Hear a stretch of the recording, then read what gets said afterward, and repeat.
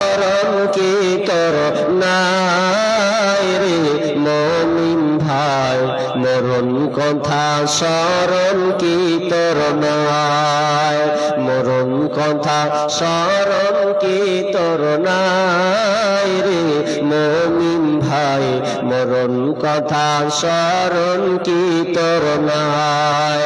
টাকা পয়সা জমিদারি পরে রবে পাকা বাড়ি, টাকা পয়সা জমিদারি পরে রবে তোর পাকা বাড়ি, খালি হাতে যাইবা চলিয়া রে মমিন ভাই, মরণ কথা স্মরণ কি তোর নাই, মরণ কথা স্মরণ কি তোর নাই রে মমিন ভাই, মরণ কথা স্মরণ কি তোর নাই। আমার আল্লাহ বললেন ইয়া কুল্লু নাফসিন যায়িকাতুল মউত সুম্মা ইলাইনা তুরজাউন। আল্লাহ বলছেন প্রত্যেক প্রাণীকে মৃত্যুর স্বাদ গ্রহণ করতে হবে, সবাইকে মারা যেতে হবে, মরতে হবে। কেউ বলবে না যে আমি বাঁচবো মরব না, এটা বলার কোনো অবকাশ আল্লাহ রাখেননি, বরং আল্লাহ চ্যালেঞ্জ ছুড়েছেন সারা পৃথিবীর মানুষকে। আল্লাহ চ্যালেঞ্জ করছেন কুল্লু নাফসিন যায়িকাতুল মউত, প্রত্যেক প্রাণীকে মরতে হবে। কিন্তু এই কথাটা সবাই একমত, কিন্তু দ্বিতীয় ধাপে কিন্তু অনেকে একমত নয়। আল্লাহ বলছেন সুম্মা ইলাইনা তুরজাউন, এবং তোদেরকে আমার কাছে ফিরে আসতে হবে।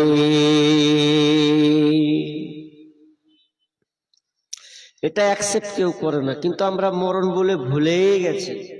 ওই জন্য ফার্সি কবি বলছেন দো চিজ আদমি রাকাসাদ জোরে জোর, একে আবো দানা দিগার খাকে ঘর।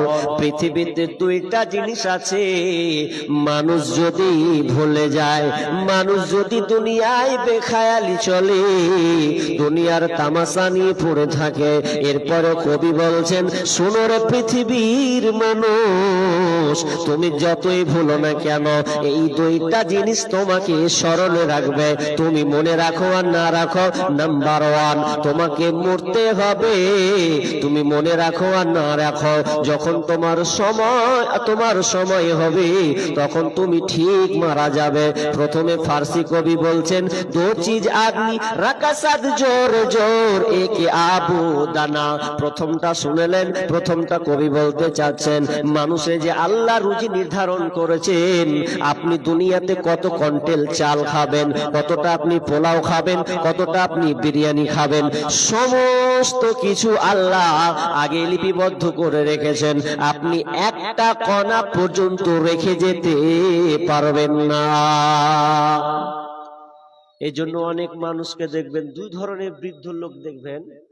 কিছু কিছু মানুষ আছে, কিছু কিছু মানুষ আছে আপনার কিনা মানুষ মারা যাবে এরকম একটা উপক্রম, কিন্তু দেখা যায় কিন্তু মরছে না, কতদিন তো 3 মাস পর্যন্ত টিকে আছে। অথচ ওই লোকটাকে আপনি খাবার দিচ্ছেন, খাচ্ছে না, শুধু পানি চালিয়ে চালিয়ে 3 মাস 4 মাস পর্যন্ত টিকছে। তার মানে ওর আয়ু বাকি আছে, তাকে আল্লাহ রুজি বন্ধ করে দিয়েছেন। ওর রুজি নাই কিন্তু বেঁচে আছে, বেঁচে আছে। তার মানে ওর আপনার কিনা রুজি আল্লাহ বন্ধ করে দিয়েছে। ও যতই বড় মুকেশ আম্বানির ভাগনা হোক না কেন, ওরা আল্লাহ রুজি বন্ধ করে দিয়েছে, ও আর খেতে পারবে না।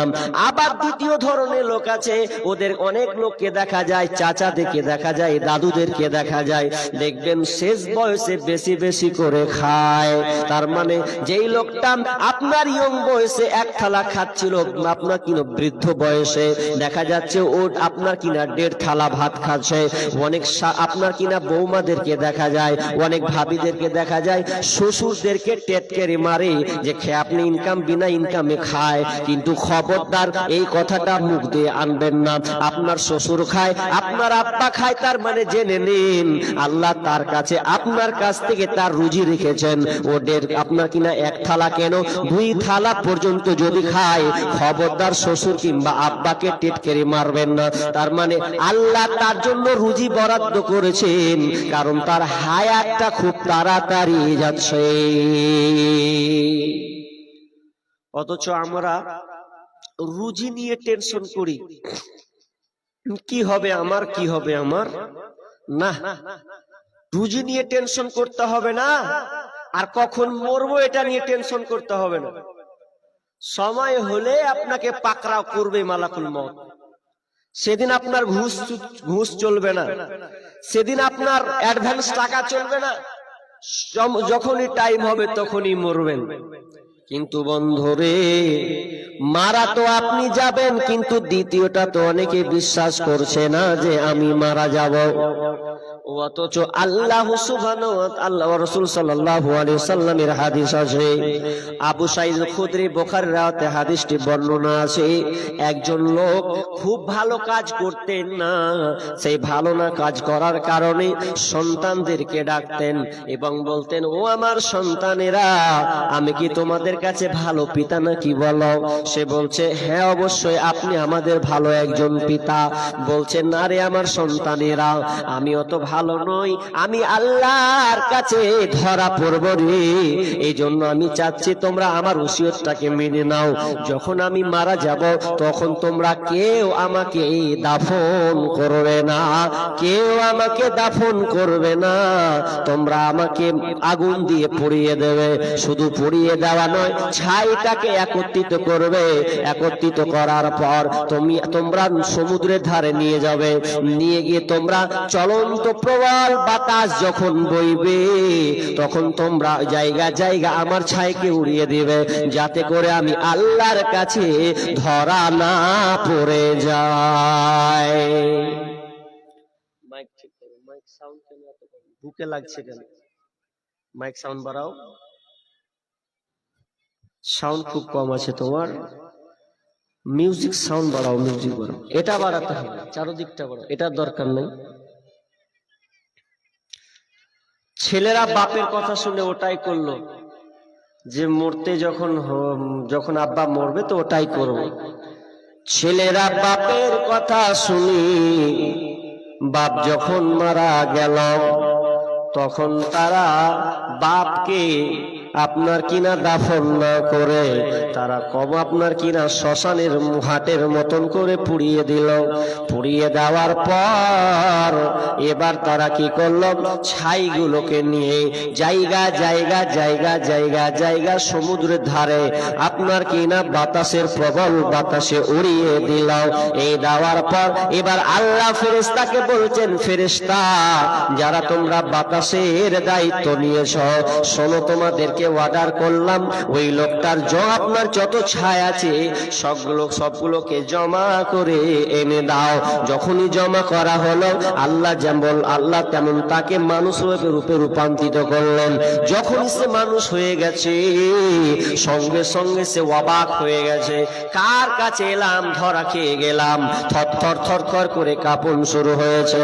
আল্লাহ বলছেন, কি রে, তুই তো বলেছিস যে আমি ধরা খাবো না, কিন্তু তুই তো ধরা খেয়ে গেলি, কেন এই কাজটা করলি? তো বলছেন, আল্লাহ আমি চেয়েছিলাম আপনার কাছে ধরা খাবো না, আমি হিসাব দিতে পারবো না জীবনের, এই জন্য হিসাব দিব না বলে আপনি আপনার কাছে পাকড়াও হয়নি। এক কথায় তোমার ভয়ে এই কাজটা আমি করেছিলাম। আল্লাহ বলবো, যা যা। আল্লাহ বললেন, যা, তোকে আমি ক্ষমা করে দিলাম। মরণ কথা স্মরণ কি তোর নাই রে মুমিন ভাই, মরণ কথা স্মরণ কি তোর নাই, মরণ কথা স্মরণ কি তোর নাই রে মুমিন ভাই মরণ কথা স্মরণ কি তোর নাই?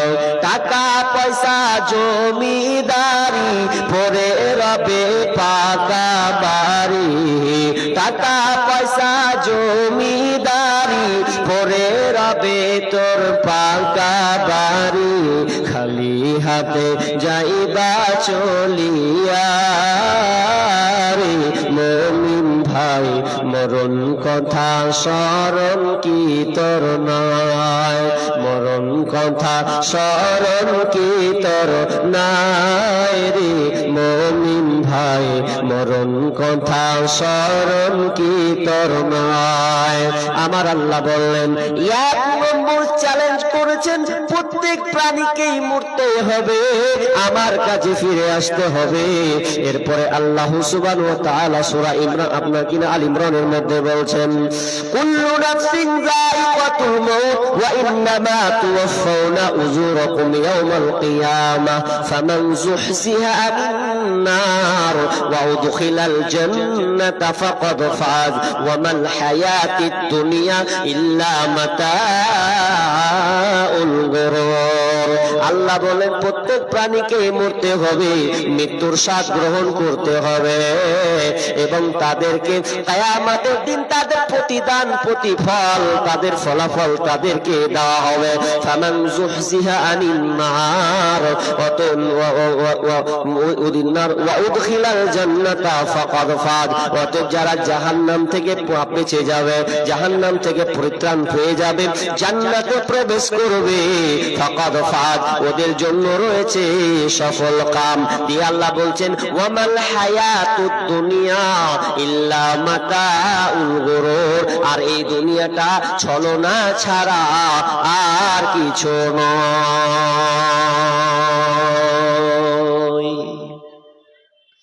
দুনিয়া তার ছলনার একটা বস্তু, পাগলা হয়ে গেছে সব দুনিয়াকে নিয়ে গো। এটা তো আল্লাহর এক নম্বর চ্যালেঞ্জ হলো মরতে হবে। আচ্ছা আপনারা হাত তুলেন তো ভাই, একটু কথা বলুন। 100 বছর লোক, 100 বছর বয়স হয়েছে এরকম লোক আছেন? একজন আছে? নাই। 100 বছরের লোক আছে? নাই। আচ্ছা 100 বছর বাঁচবেন এরকম কোন লোক আছেন গ্যারান্টি দেনেওয়ালা? 100 বছরের লোক নয় 100 বছর টিকবেন এটাও নয়। তার মানে আপনাকে মরতেই হবে। নবী মূসা আল্লাহ সুবহানাহু ওয়া তাআলা প্রথমত পাঠালেন জিবরাইল, যাও যাও একবার জানো তো তার ব্যাপারে, তার মওতটা নিয়ে আসো দেখি কি বলা যায়। আল্লাহর এটা পরীক্ষা মাত্র। মালাকুল মওত গিয়ে বলছেন যে আপনাকে মরতে হবে। যেমনই বলে যে মরতে হবে, পাটান করে গালে একটা চড় দিয়ে ওর চোখ কানা করে দিলে। নবী মূসা রাগী মানুষ ছিলেন, হেনা তেনা কথা পছন্দ করতেন না। হুট করে তার কাছে কথাটা হয়তো একটু কেমন যেন লেগেছে, মরতে হবে, তুই কে বলনেওয়ালা? যেমন বলে মরতে হবে, গালে প্রাণ করে একটা চড় দিল, চোখকে কানা করে দিলে। আল্লাহর কাছে ফিরে বলছে আল্লাহ কার কাছে পাঠাচ্ছ, চোখ কানা করে দিলে? কোন লোকটার কাছে পাঠালে তুমি? মরতে যে চাই না ও। এবার আল্লাহ বলছেন যা, আবার যা নবীর কাছে। যাওয়া হলো, বলল কি হলো? বলছে মরতে হবে, কিন্তু আল্লাহ আপনার কিনা শর্ত বেঁধেছেন। কি মেরে কি দিয়েছেন? একটা অফার দিয়েছেন। অফারটা কি? কতদিন বাঁচবে? বলদের গায়ে একটা থাবা মারবে, বলদের গায়ে যতদিন আপনি এক হাতে মারবেন, যত হাজার লোম উঠুক না কেন, যদি 1000 বছর হয় তো 1000 বছর, 2000 উঠলে 2000 বছর, এক কথায় হাতের তলায় যতটি থাকবে তত একটা লোমের বিনিময়ে 1 বছর করে বাঁচবে। নবী মূসা বলছে এরপরও কি মরতে হবে? বলছে হ্যাঁ মরতে হবে। তখন নবী মূসা বলছে দরকার নাই বলবে থাবা মারার, এরপরও যদি মরতে হয় আমি 10,000 বছর 20,000 বছর বাঁচার আমার দরকার নাই। তবে আমি আল্লাহকে আরজ করলাম, মাবুদ রে মরতে যখন আমাকে হবে, আমি দুনিয়ায় যখন টিকবো না থাকবো না, মানুষ ক্ষণস্থায়ী, তাহলে আল্লাহ তুমি আমার এই দোয়াটা কবুল করো, যাতে আপনার মসজিদুল আকসা ফিলিস্তিনে যে মসজিদটা আছে ওই মসজিদটার নিকটবর্তী যেন আমার জানাজা আপনার কিনা কবর হয়, যখনই মরবো সেই নিকটবর্তী যেন আমার কবর হয়।